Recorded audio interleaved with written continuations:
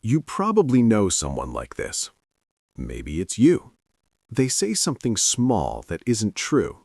Nothing dramatic, nothing malicious, just slightly off. I was stuck in traffic. I didn't see your message. I'm almost there. And the moment the words leave their mouth, something tightens inside, because they know it wasn't true. And the strange part is, they didn't need to lie. No one was pressuring them. No one was threatening them. There was no real consequence. And yet, it happened automatically. Then comes the guilt. Quiet at first, then louder. Why did I say that? That was unnecessary. I'm such a liar. And they promise themselves it won't happen again. But it does. Again and again. So what's really going on psychologically with people who lie frequently, especially the ones who feel bad about it? Because this isn't about manipulation, and it's rarely about being a bad person. It's about something much deeper. First, we need to understand an uncomfortable truth. Not all lying is conscious. Some lies happen so quickly that they bypass deliberate thinking entirely. They're reflexive, almost like a habit the brain learned a long time ago. And habits don't form randomly. They form because at some point they worked. For many people who lie frequently, the behavior began as a form of protection. Protection from punishment, from judgment, from rejection. If you grew up in an environment where mistakes led to harsh consequences, criticism, anger, disappointment, your brain learned something very specific. Telling the truth can be dangerous. So it adapted. It found a faster, safer route. Say something that avoids conflict. Say something that keeps the peace. Say something that protects your image. And over time, this response becomes automatic. You're not thinking, I will lie now. Your brain is thinking, I need to stay safe. And safety always wins. There's also a strong connection between frequent lying and people-pleasing behavior. Some people lie not to escape consequences, but to maintain harmony. They don't want to disappoint you. They don't want to say no. They don't want to create tension. So instead of saying, I didn't want to go, they say, something came up. Instead of saying, I forgot, they say, I was busy. The lie isn't about deception. It's about emotional avoidance, avoiding awkwardness, avoiding conflict, avoiding the moment where someone might see them differently. And underneath that is a deep fear. If I'm fully honest, I might not be accepted. For others, the pattern is tied to identity. If someone secretly believes I'm not good enough or I'm disappointing, they may unconsciously try to adjust reality in small ways.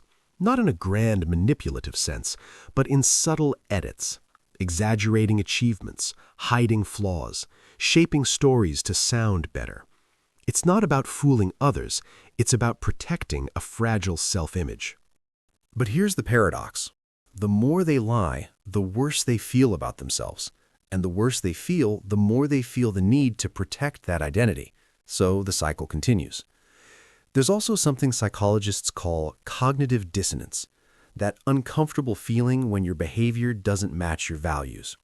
If someone sees themselves as honest but keeps lying, the brain experiences tension.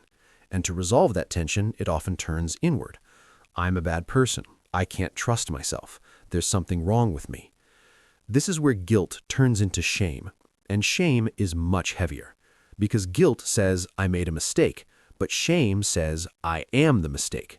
And once someone starts identifying as a liar, change becomes harder, because now it's not just a behavior, it's who they think they are. There's another layer that often goes unnoticed: impulse control. Some people lie because their brain moves faster than their awareness.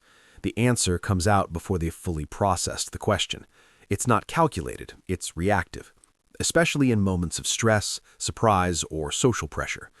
Later, when they reflect, they realize they could have told the truth easily, but in the moment, their brain defaulted to the familiar shortcut. There's also the role of imagination.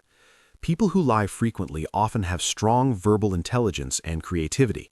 They can construct alternative versions of reality quickly and convincingly.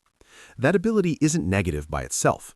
In fact, it's the same cognitive skill used in storytelling, humor, and problem solving. But when combined with fear or insecurity, it becomes a defense mechanism. Instead of creating stories for expression, the brain creates them for protection. And over time, the line between necessary and unnecessary lies becomes blurred. But here's the part that matters most. If someone lies frequently and feels guilty about it, that tells you something important. Their values are intact. They care about honesty. They care about how they show up. The guilt is not a weakness. It's evidence of alignment trying to return. So the goal is not to attack the behavior. It's to understand the need behind it. Because every repeated behavior serves a purpose. Ask yourself, what am I trying to avoid in that moment? Rejection? Embarrassment? Disappointment? Conflict? Because once you identify the emotional trigger, the behavior starts to lose its grip. It also helps to slow down responses. Even a 2-second pause before answering can interrupt the automatic pattern. It gives the brain time to choose instead of react.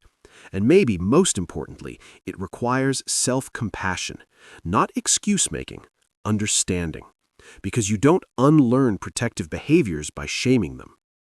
You unlearn them by showing the brain that it's safe to act differently, that telling the truth doesn't always lead to danger, that being imperfect doesn't lead to rejection, that you can be accepted without editing yourself. So if you're someone who lies more than you'd like and hates yourself for it, maybe this isn't about being dishonest. Maybe it's about a nervous system that learned to protect you too well, and now it's just repeating what once worked.